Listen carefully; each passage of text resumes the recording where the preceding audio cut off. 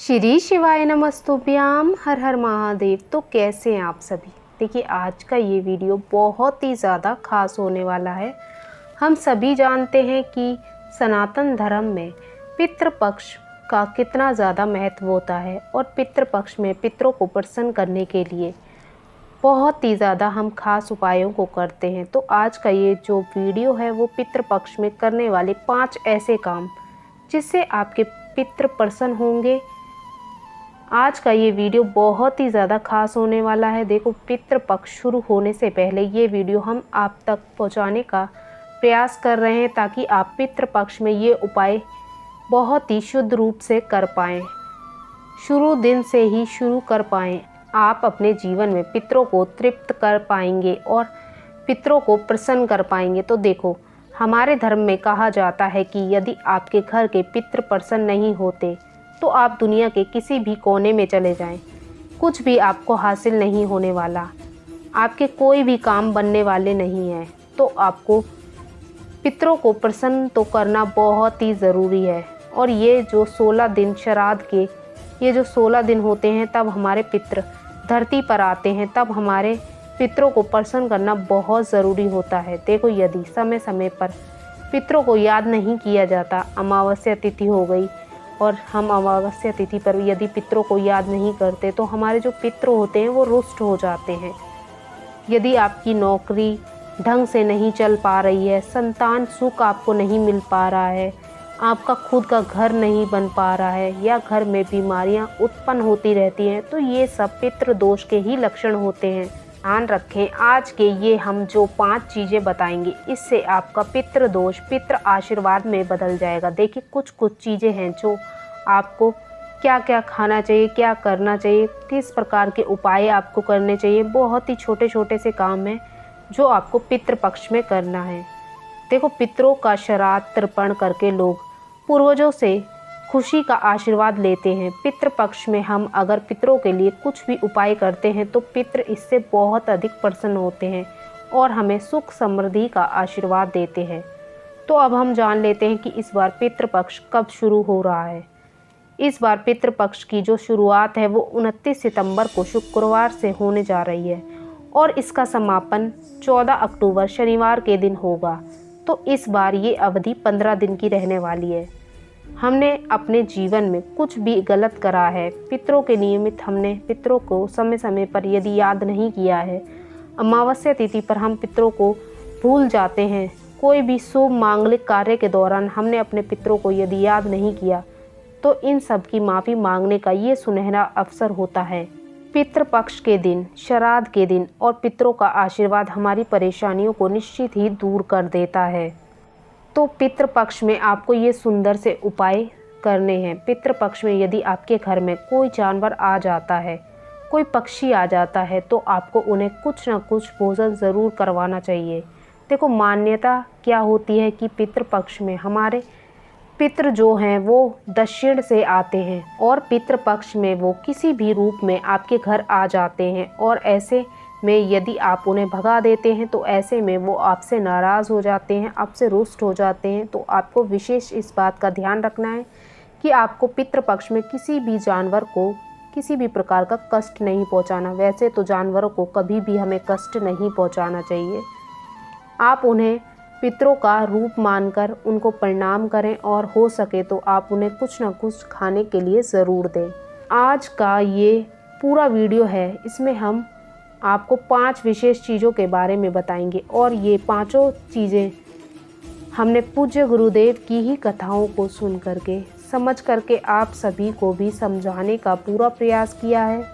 लेकिन उससे पहले यदि ये वीडियो पसंद आती है तो वीडियो को ज़रूर लाइक कीजिएगा और यदि आप अपने पितरों का भी अपने जीवन में आशीर्वाद चाहते हैं तो चैनल को भी ज़रूर सब्सक्राइब करें।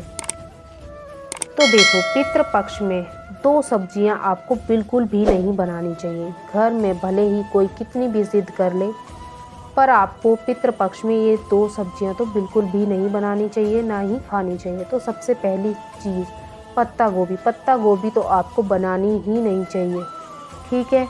अगर पितृपक्ष में आप पत्ता गोभी बनाते हैं तो आपके पितृ जो हैं वो आपसे रुष्ट हो जाते हैं।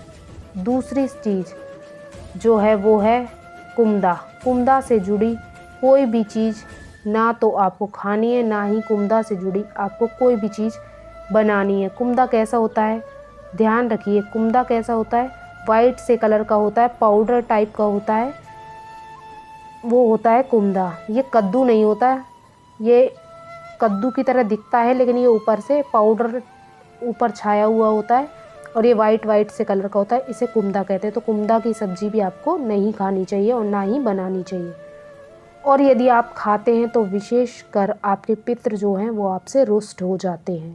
तो अब हम जान लेते हैं दूसरा उपाय। दूसरी चीज़ क्या है, तो हम सभी जानते हैं कि पितृ पक्ष में जो हमारे घर का जो मटका होता है वहाँ पर हमारे पितरों का स्थान होता है। तो आपको क्या करना है, आपको ध्यान रखना है और समझना है कि 29 सितंबर से पितृपक्ष शुरू हो रहा है। तो आपको 28 तारीख से ही एक तांबे के पात्र में लेना है और उसमें आपको जल भरना है। उसके अंदर आपको 2 फूल डालना है सफ़ेद कलर के। ये फूल आपको जल के पात्र में डाल देना है और इसके बाद आपको ढक देना है इसको, और ये जल का पात्र आपको आपके घर के मटके के पास रखना है।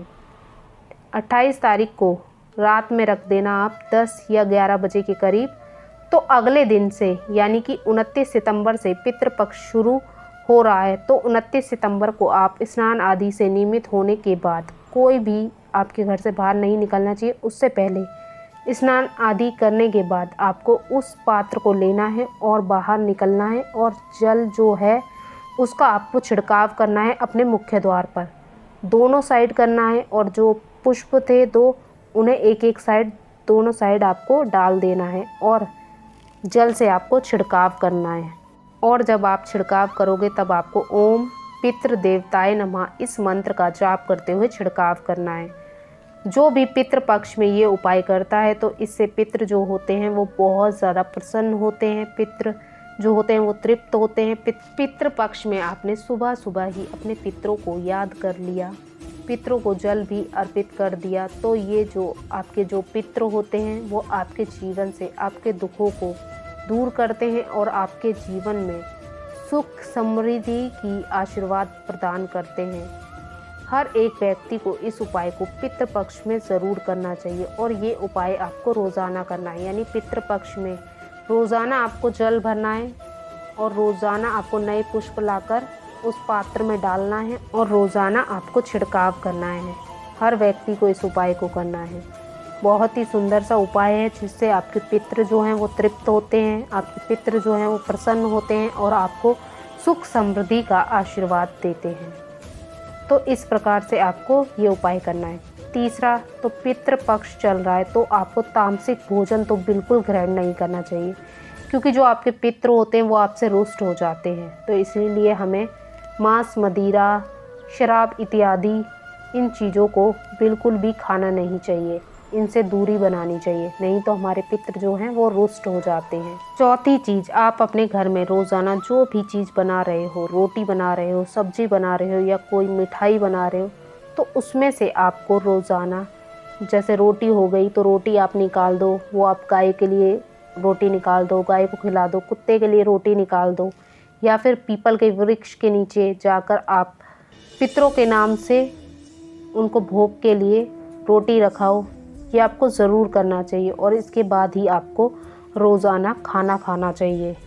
ये जो कार्य है ये आपको पितृपक्ष में रोज़ाना करना चाहिए। इससे क्या होता है, जो आपके पितृ होते हैं बहुत ज़्यादा प्रसन्न होते हैं और आपको आशीर्वाद मिलता है।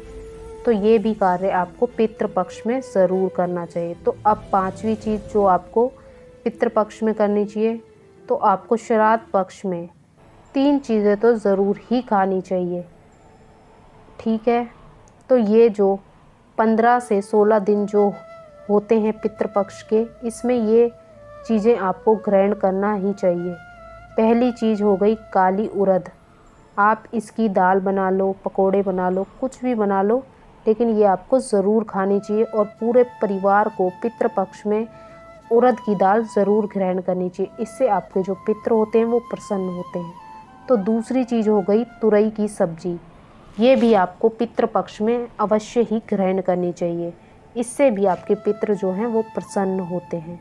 और तीसरी जो चीज़ होती है वो होती है खीर। तो श्राद्ध पक्ष का तो आखिरी दिन जो होता है उस दिन तो आपको खीर ज़रूर ही बनानी चाहिए। लेकिन यदि आप बीच में भी बनाते हैं और ग्रहण करते हैं तो आपके पितृ जो हैं वो प्रसन्न होते हैं, पितरों का आपको आशीर्वाद मिलता है और आपका जो पितृ दोष होता है वो पितृ आशीर्वाद में बदल जाता है।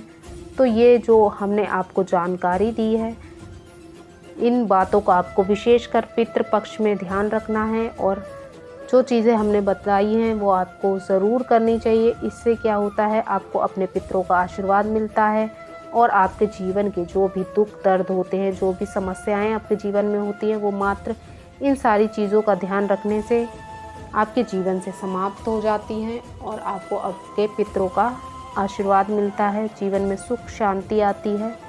तो बहुत ही प्यारे और सुंदर ये उपाय हैं जो आपको पितृपक्ष में करने हैं। तो आज के लिए बस इतना ही। श्री शिवाय नमस्तुभ्याम। हर हर महादेव।